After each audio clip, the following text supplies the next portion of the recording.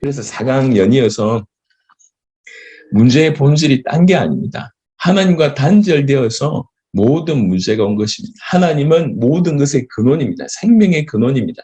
끊어지면 그 순간 결핍이 오고 고통이 오고 죽음이 오는 것입니다. 지금 요즘은 그래도 우리나라가 이렇게 전기나 물이나 이렇게 편리하게 들어오잖아요. 제가 세계 수십 개 나라를 가보면서요. 참 한국 많이 발전돼 있다. 특별히 도로 문제, 전기 문제 정말 발전돼 있습니다. 파키스탄 같은 데 집회를 하다가 그 나라 굉장히 덥습니다. 집회를 하는데 전기가 끊어집니다. 이게 불은 불이고 일단 너무 더워요. 이렇게. 그러니까 전기가 끊어졌을 때, 그리고 제가 엘살바도르를 갔는데, 엘살바도르에서 한 10명, 10명, 열 몇 명이 한 집에 거했는데요. 물이 안 나옵니다. 그러니까 마실 물은 어떻게 사 먹으면 되는데, 진짜로 힘든 건 뭐냐면 화장실 문제예요. 열 몇 명이 같이 지내는데 물이 안 나와. 얼마나 불편하고 냄새가 많이 나는지.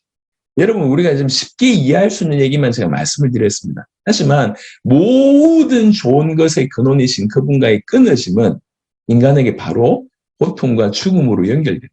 그래서 인간의 모든 문제는 하나님과 끊어짐으로 왔다고 해도 과언이 아닙니다. 여러분, 인간은 하나님과 함께해야 사는 존재라고 제가 말씀을 드렸습니다. 하나님과 끊어짐으로 말미암아 고통과 결핍, 수많은 문제, 죽음에 처한 것입니다. 에베소 2장 1절이 바로 그 부분을 언급하고 있습니다. 그 다음에 그러면 살펴봐야 될 것이 왜 하나님과 단절되었습니까? 끊어져서 모든 문제가 왔다 그러면 왜 끊어졌냐라고 얘기할 때 이 이사야 59장 2절은 굉장히 중요한 본문입니다. 오직 너희 죄악이 너희와 너희 하나님의 사이를 갈라놓았고 너희 죄가 그의 얼굴을 가려서 너에게 듣지 않으시게 하니 너희 죄 때문에 너희가 너희 하나님 사이가 끊어졌다 이렇게 얘기합니다. 죄가 그런 일을 합니다. 왜 그렇습니까? 그 다음에 보시면 하나님께서 베드로전서 1장 16절에 기록되었을 때 내가 거룩하니 너희도 거룩할지어다 하셨느니라. 하나님은 거룩하신 분이십니다. 거룩하시기 때문에 죄를 용인하실 수가 없고요. 죄에 대해서는 분노하시는 하나님이십니다. 여러분, 우리 하나님을 사랑의 하나님으로만 이해하시는 분들이 계십니다. 물론 독생자를 주실 만큼 우리를 사랑하십니다. 하지만 독생자를 왜 주셨습니까? 독생자를 주신 이유는 그분의 거룩성의 배경이 깔려 있습니다. 그냥 죄 없다 하면 될 거 아니에요. 그럴 수가 없다는 거죠. 내가 너 죄 없다 해줄게. 이럴 수가 없다는 거죠. 그 죄를 반드시 처리하셔야 됩니다. 그 죄를 심판하셔야 됩니다. 왜 그렇습니까? 그분이 거룩하신 하나님이시기 때문에 그렇습니다. 그 거룩은 죄에 대해서 용인하실 수가 없습니다. 죄에 대해서 그야말로 불같이 분노하시는 하나님이십니다. 하나님이 거룩하시기 때문에 죄가 들어오면 하나님과 우리 사이가 끊어지게 됩니다. 창세기 2장 16절 17절 언약을 주셨습니다. 그러고 나서 창세기 3장 6절에 그것에 대해서 불순종하는 이 죄를 범하게 됩니다. 창세기 3장 6절에 따먹게 되지 않습니까? 로마서 5장 19절에 한 사람이 순종하지 아니함으로 많은 사람이 죄인 된 것 같이 한 사람이 순종하심으로 많은 사람이 의인이 되리라. 그 불순종의 죄로 말미암아 많은 사람, 정확하게는 모든 사람이 죄인이 되었습니다. 로마서 5장 12절에 그러므로 한 사람으로 말미암아 죄가 세상에 들어오고 죄로 말미암아 사망이 들어왔나니 이 사망이 뭡니까? 아까 말씀드렸듯이 하나님과의 단절을 사망이라고 얘기합니다. 지옥이 딴 게 아니에요. 더 이상 하나님과 하나님의 은혜를 받을 수 없는 것이 지옥입니다. 하나님과 철저하게 끊어지는 것이 지옥입니다. 죄로 말미암아 사망이 들어왔나니 성경은 이렇게 얘기하고 있습니다. 이와 같이 모든 사람이 죄를 지었으므로 사망이 모든 사람에게 이르렀느니라. 고린도전서 15장 22절에 아담 안에서 모든 사람이 죽은 것 같이 되어 있습니다.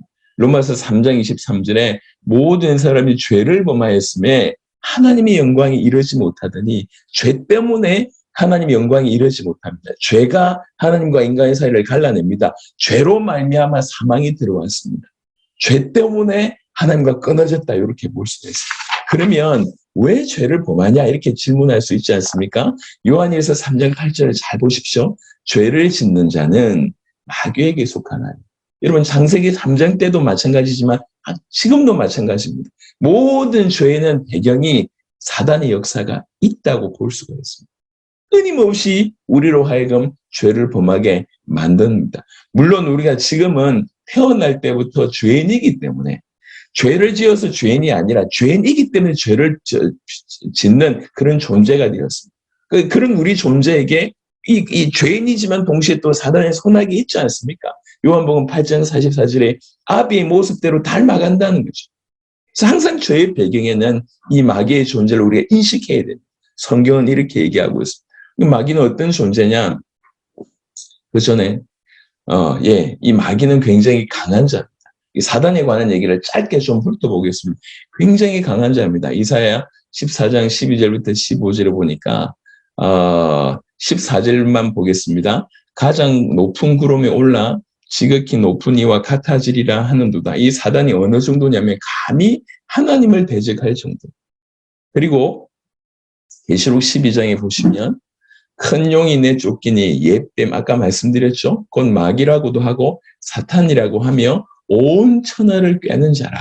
온 천하를 꿰입니다. 그가 땅으로 내쫓기니 그의 사자들도 그와 함께 내쫓기니라. 그의 사자들은 타락한 천사입니다. 그러니까 하늘별 3분의 1을 떨어뜨렸다고 얘기합니다. 그 의미는 천사 3분의 1을 타락시켰다. 이렇게 볼 수가 있는 겁니다. 온 천하를 깰 수 있을 정도로 굉장히 강한 자입니다. 지금은 에베소 2장 2절에 그때에 너희는 그 가운데서 행하여 이 세상 풍조를 따르고 공중의 권세 잡은 자를 따랐으니 지금 현재 공중의 권세를 잡고 있습니다. 그리고 지금 불순종의 아들들 가운데 믿지 않는 모든 자들 가운데 역사하고 있습니다. 이게 사단입니다. 이게 계시록 12장에. 그래서 첫 번째는 이 사단이 굉장히 강한 자라고 하는 것이 성경 여러 군데에 나와 있습니다. 강할 뿐만 아니라 두 번째 포인트는 뭐냐면 사단 내지는 마귀라고 하는 이 존재의 이름은 이간자라고 하는 뜻이에요. 속이는 자라고 하는 뜻입니다. 반역자라고 하는 뜻입니다. 굉장히 이제 악한 자입니다. 그래서 요한복음 8장 44절에 너희는 너희 아비 마귀에게서 났으니 너희 욕심대로 너희 아비 욕심대로 너희도 행하고자 하느니라. 그는 사단을 예수님이 얘기합니다. 처음부터 살인한 자요. 진리가 그 속에 없으므로 진리에 서지 못하고 거짓을 말할 때마다 제 것으로 말하나니 이는 그가 거짓말장이요 거짓의 아비가 되었으니 살인자요 거짓말장이요 거짓의 아비가 되었다고 얘기합니다. 요한일서 5장 19절에 또 아는 것은 우리는 하나님께 속하고 온 세상은 악한 자 안에 속처한 것이며 악한 자라고 하는 것을 성경이 이렇게 표현합니다. 굉장히 강한 자입니다. 온 천하를 깰 수 있을 만큼 저 하늘별 3분의 1을 떨어뜨릴 만큼 감히 하나님을 대적할 만큼 강한 자입니다. 또 굉장히 악한 자예요. 반역자요 이간자입니다. 그리고 그런데 악한 자일 뿐만 아니라 이 권세가 지금 엄청난 권세를 가지고 있습니다. 요한복음 12장 31절, 요한복음 16장 11절에 보니까 세상 임금이라고 하는 표현을 썼고요. 고린도후서 4장 4절에 보니까 이 세상의 신이라고 얘기하고 있습니다. 지금 현재 세상의 임금이며 세상의 신입니다. 여러분 이제 얼마 남지 않아 대통령 선거를 해야 되지 않습니까? 왜 우리나라가 대통령 선거에 이렇게 불을 올립니까? 왜 그러냐면 대통령이라고 하는 한 사람의 영향이 막강하기 때문에 그렇습니다. 어떤 대통령이 쓰느냐에 따라서 달라지기 때문에 그렇습니다. 제가 지금 정치적인 성향을 얘기하려고 하는 게 아니에요. 투표 잘하자 이 얘기를 하려고 하는 게 투표는 잘해야 되지. 누굴 찍으라 그 얘기를 하는 게 아닙니다. 누가 리드가 되느냐에 따라서 누가 권세를 잡느냐에 따라서 우리가 어떤 상황에 처해 있는지 우리가 지금 경험하고 있지 않습니까? 마찬가지입니다. 지금 세상은 사단이 붙들고 있습니다. 세상의 임금이고 세상의 신이 사단이라고 얘기하고 있습니다. 이 최고의 권세를 가지고 있는 거예요. 어떻게 보면 이 땅에서 가장 강한 자이면서 어떤 면에서는 악한 자이면서 세상 권세를 붙들고 있습니다. 그런데 그런 존재가 우리 대적한다는 거예요. 이게 중요합니다. 그런 존재가 나를 공격한다는 거죠. 우리를 공격한다는 거죠. 요한복음 10장 10절에 도둑이 오는 것은 도둑질하고 죽이고 멸망시키려는 것뿐이요. 예수님이 하신 얘기입니다. 도둑이 왜 오냐? 세 가지 때문에 온다. 도둑질하려고 오고 죽이려고 오고 멸망시키려고 온다고 얘기하는데 이게 사단의 얘기입니다. 우리 모든 선한 것, 좋은 것, 아름다운 것, 생명 이런 모든 것들을 도둑질하고 죽이고 멸망시키는 존재가 저 사단입니다. 여러분 사단은 장난치는 존재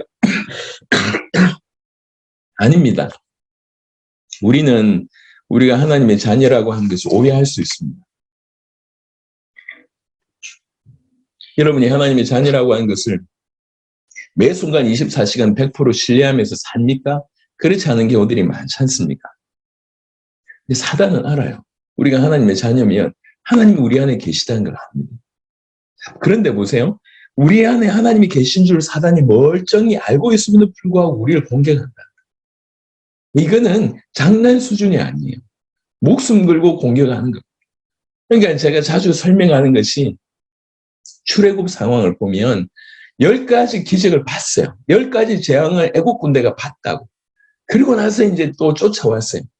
근데 보니까 멀쩡하게 이스라엘 백성들이 홍해 갈라진 그 길을 걷고 있어요. 누가 보더라도 하나님이 행하신 역사임을 머리가 이상하지 않는다고 하면 다 알 겁니다. 분명히 하나님 그런 일을 행하셨어요. 그런데도 불구하고 이스라엘 백성을 잡겠다고 그 홍해길로 뛰어듭니다. 이게 사단의 모습.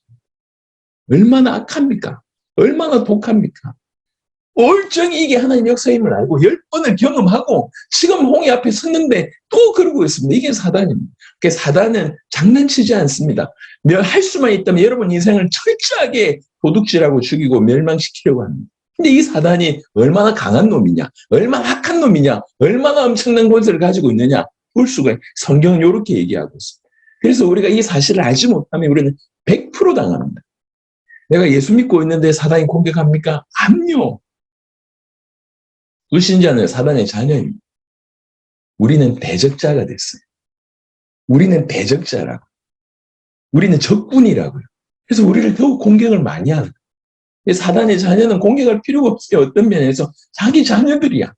근데 우리는 대적자입니다. 그래서 우리를 끊임없이 공격을 합니다. 사단의 공격이 많습니다만 에베소 6장 보면 마귀의 간계를 무슨 얘기입니까? 악한 속임수를 계속 쓴다는 거예요. 그러니까 전신갑주를 취할 것을 얘기하고 있습니다. 12절에 보니까 통치자들, 권세들, 이 어둠의 세상 주관자들, 하늘에 있는 악의 영들 왜 이렇게 다양하게 표현했습니까? 이토록 다양하게 공격한다는 얘기입니다. 그리고 13절 후반절에 보니까 모든 일을 행한 위에 서기 위함이라는 구절이 있습니다. 여러분 끝까지 서야 됩니다. 왜 그러냐면 뭔가 큰 일을 이뤄놓고 넘어진 얘들이 너무 많습니다. 우리나라에도 큰 목사님들 죄송합니다. 세계적으로 큰 영향을 끼쳐놓고 말년에 너무 많은 이상한 쪽으로 빠지고 있는 경우들이 보지 않습니까? 요즘에 뭐 WCC부터 시작해서 엄청난 배교를 주도하는 분이 큰 목회자들이 그런 경우들이 많습니다.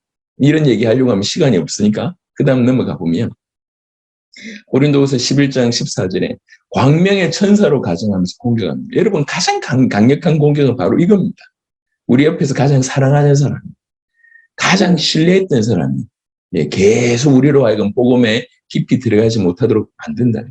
베드로전서 5장 7절 8절에 보니까 우리 너희 대적 마귀가 우는 사자같이 두루다니며 삼킬 자를 찾는다고 합니다. 할 수만 있다면 삼키려고 이렇게 덤벼듭니다.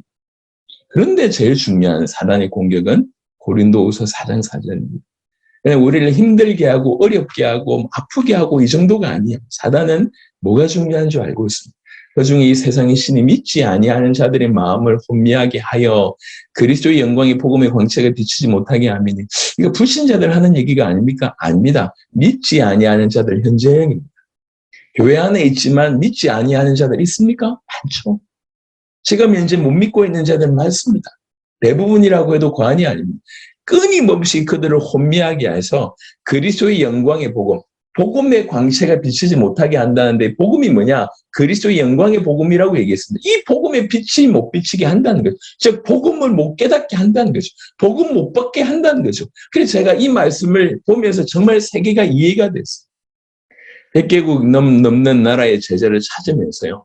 제가 그래도 100개국 전부를 가본 건 아닙니다. 한 3분의 1 정도 가본 것 같습니다. 그리고 이제 우리 찾은 제자를 통해서 확산이 되기 시작했는데 정말 모든 교회가 복음을 기초라고 생각해요. 정말 아이러니합니다. 복음이 다 기초래요. 복음이 뭔지 물어보면 몰라요. 모르는데 그냥 기초라고 생각합니다. 이렇게 만들어버렸어요. 그래서 전 세계 교회 강단의 주된 메시지가 뭐냐면 주된 메시지가 치유, 주된 메시지가 그냥 힐링입니다. 그리고 주된 메시지가 리더십이에요. 주된 메시지가 심리학입니다. 이런 것들이 거의 주를 이루고 있습니다. 복음은 찾아볼 수가 없습니다. 여러분, 사단이 복음을 계속 빼앗습니다. 구원받기 위해 가장 필요한 것이 저 복음입니다. 올바로 신앙생활을 하기 위해서 가장 필요한 것이 저 복음입니다. 근데 복음이 희미해요. 교회를 수십 년 다녔는데도 복음이 희미합니다. 복음에 대한 믿음이 없어요. 지금도 마찬가지입니다. 그러니까 이 사단이 이런 존재라는 것입니다. 그러므로 인간의 본질의 문제는 사단의 문제요, 죄의 문제요, 하나님과 단절된 문제라고 정의할 수 있습니다. 자, 여기서 제가 좀 묵직하게 여러분에게 좀 말씀을 드리고 싶습니다. 우리는 이건 제가 이제 설명을 드렸고 여러분들이 논리적으로 이것을 이해하셨으리라 생각합니다. 하지만 논리적으로 이해된 수준 가지고는 우리 인생도 변화시키지 못합니다. 여러분에게 하나님께서 계시를 주시길 바랍니다. 내 인생의 모든 문제가 저것 때문에 왔고 내 가족의 모든 문제가 저것 때문에 왔고 모든 인류의 문제가 저것 때문에 왔다라고 하는 것들이 깨달아집니다. 여러분 이것들이 근본적으로 이해되지 않으면 우리는 사람을 원망합니다. 사건을 원망합니다. 과거를 원망합니다. 그때 그 일 때문에 그때 그 사람 때문에 라고 얘기합니다. 그래서 사실은 이것들이 조명되지 않으면 전부 외부에서 요인을 찾습니다. 내가 이렇게 된 것은 그것 때문이야. 내가 이렇게 된 것은 그때, 내가 이렇게 된 것은 그 사람 아니라니까요. 우리 모든 문제의 출발이 뭐냐? 내가 죄인이라서 이렇게 됐구나. 내가 사단의 손아귀에 있어서 이렇게 됐구나. 내가 하나님을 떠나 하나님과 단절되어서 이렇게 됐구나. 내 모든 문제의 근원지가 저구나라고 하는 것들 이해하는 것은 은혜입니다. 제가 세계로 나갈 때 전 딴 게 없었어요. 이 복음이라면 전 세계를 살릴 수 있겠구나. 요거 하나 가지고 나갔습니다. 그리고 전 세계 모든 사람들은 예외 없이 이 문제 가운데 빠져있다. 그런데 참으로 아이러니하게 이 문제에 귀 기울이지 않는다는 걸 제가 봤습니다. 예. 전부 행정의 문제, 건강의 문제, 돈의 문제, 사람의 문제라고 얘기합니다. 아닙니다. 성경은 모든 문제가 생명의 근원이신 그분을 떠나서 왔다고 얘기합니다. 죄 때문에 그렇다고 얘기합니다. 사단에게 사로잡혔기 때문에 그렇습니다. 이 문제 때문에 모든 문제가 왔습니다. 근데 이 모든 문제는 이것에서 출발됐는데 아이러니하게 우리에게는 이 문제를 이길 힘이 없습니다. 사단을 이길 힘이 없습니다. 우리 죄를 해결할 힘이 없습니다. 스스로 하나님을 만날 수 있는 자가 없습니다. 모든 문제가 출발이 여기서 왔는데 이것만큼 우리가 손 쓸 수가 없어요. 인생 문제, 경제 문제 아닙니다. 인생 문제, 돈 문제 아니에요. 인생 문제, 건강 문제 아닙니다. 인생 문제, 관계 문제 아닙니다. 인생 문제, 정치 문제 아닙니다. 시스템의 문제가 아닙니다. 인생의 문제, 하나님 떠나서 온 것입니다. 인생의 문제, 죄 가운데 있어서 그렇습니다. 인생의 문제는 사단의 손아귀에 있기 때문에 그렇습니다. 이것을 어느 날 진실로 대면하는 순간 우리에게 유일하게 필요한 것은 복음밖에 없다는 걸 알게 됩니다. 이걸 대면해요. 우리 인생의 문제는 내가 재수가 없어서 아니면 어떤 저런 부모를 만나서 아니면 어떤 사람을 만나서 어떤 사건 때문에 아니라니까. 우리 인생의 문제는 하나님을 떠난 것입니다. 우리 인생의 문제는 죄입니다. 우리 인생의 문제는 사단 때문입니다. 그런데 참으로 아이러니하게 우리에게는 이걸 해결할 문제의 능력이 없습니다. 그러면 전 아프리카 같은 데 가면 지금도 마실 물이 없어서 수 킬로미터 떨어져 가지고 물을 가져오는데 그 물마저도 오염된 물이 있습니다. 이거를 자녀들 먹이면 자녀들이 병 생긴다는 걸 아는데도 마실 물이 없어요. 물 못 마시면 죽지 않습니까? 그러니까 주는 거예요. 그러니까 물이 들어가서 이 오염된 물이 들어가서 여러 가지 질병을 유발시킵니다. 위장병을 일으키고 피부병을 일으키고 머리 일으킵니다. 이건 드러난 증상이에요. 원인은 뭡니까? 요 물이에요, 물. 오늘날 우리나라 이렇게 옛날은 모르겠지만 이렇게 우리가 이제 공기 때문에 고통받는 때가 많이 없지 않습니까? 여러분 공기가 하나 들어가서 우리 안에 유발시키는 질병이 얼마나 많습니까? 그 근본 원인을 얘기하고 있습니다. 우리 인생의 문제가 이 세 가지 문제구나라고 볼 수 있는 것은 저는 개인적으로 생각할 때 계시의 차원이라고 말씀드릴 수가 있겠습니다. 제 인생에도 그런 일이 있었어요. 제 인생에. 그냥 예수 믿고 교회를 열심히 그냥 한 20몇 년 다녔어요. 근데 그냥 열심히 다닐 뿐이에요. 근데 어느 날 제 속에 너무 선뿌리가 많다는 걸 알게 됐어요. 사람을 원망하고 이런 것들이 내 안에 가득 있다는 걸 알게 됐어요. 그게 내 모든 문제의 근원인 줄 알았습니다. 아니라고 하는 것을 어느 날 알게 됐어요. 나도 피해자고 나한테 어려움 주셨던 저분도 피해자구나 라고 하는 순간이 어느 날 나도 사단의 자녀였고 저분도 사단의 자녀였고 나도 죄의 종이었고 저분도 죄의 종이어서 그렇게 했구나. 나도 하나님을 떠나서 죽어 있었고 저분도 하나님 떠나서 죽어 있기 때문에 저렇게 할 수밖에 없었구나라고 어느 순간 이해가 되기 시작했어요. 그래서 우리가 붙들 수 있는 건 복음밖에 없고 여러분 말씀드립니다. 제가 전 세계에서 얘기했습니다. 이것이 인간의 가장 중요한 문제입니다. 이것 때문에 모든 문제가 왔습니다. 이것만큼은 인간이 해결할 수 없습니다. 그래서 메시아가 필요합니다. 얘기를 했어요. 많은 사람들이 동감을 했습니다. 이해를 했습니다. 하지만 이해한 사람에게는 조금 시간 지나면 그냥 정보로 지식으로 그냥 이렇게 그치는 경우들이 많습니다. 면허증 따놓고 이제 오랫동안 이제 장롱에 넣어놓은 면허증은 있지만 운전할 수 없는 그런 수준. 하지만 이것이 정말로 자기에게 계시된 사람은 그때부터 인생이 바뀌었어요. 남을 원망하거나 자기를 원망한 걸 넘어서서 모든 문제를 정확하게 알게 해야 되겠다. 그래서 저들로 벗어나게 해야 되겠다. 인생이 달라진. 그러니까 복음의 시작은 우리가 어떤 문제 가운데 있는지에 대한 이해에서부터 시작됩니다. 그래서 저는 이것을 계시의 차원이라고 여러 번 얘기합니다. 하나님께서 저와 여러분들에게 참으로 이런 계시가 있게 되길 바랍니다. 우리를 먼저 보세요. 여러분 자신을 보세요. 내 문제가 딴 게 아니라고 하는 것들이 하나님 은혜를 주셔야 돼요. 하나님을 떠나서 이랬구나. 우리에게는 결핍, 고통이나 죽음의 모든 문제 하나님 떠나서 그렇구나. 죄 가운데 있어서 그렇구나. 사단의 손아귀에 있어서 그렇구나.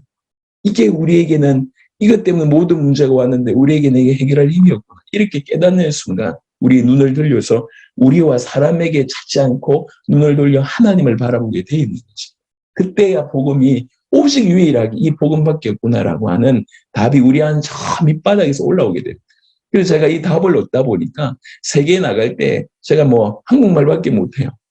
다른 언어 못합니다. 그리고 지금도 그렇지만 그때는 더욱 경제 배경이 있느냐 없습니다.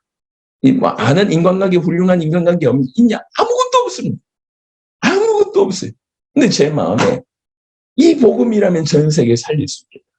그러니까 누구를 만나든지 상관없이 사람 숫자 얼마든지 상관없이 콩고에 갔을 때 국무총리 앞에서도 누구든지 정치인이든지 대단한 신학자이든지 상관없이 제가 계속 이 얘기했어요. 짧은 시간에 하나님께서 이렇게 큰 문을 여셨습니다. 여러분들에게 만약 이 부분들이 진실로 전달이 되면 우리는 지금 공부하려고 모인 게 아니잖아요. 답을 얻고 장애인들 살리고 전 세계 복음화하는 어떤 한 영역을 감당하기 위해서 이 자리에 모인 것이 아닙니까? 여러분들에게 이런 참된 계시가 참으로 있게 되기를 그리스도 예수 이름으로 축원합니다.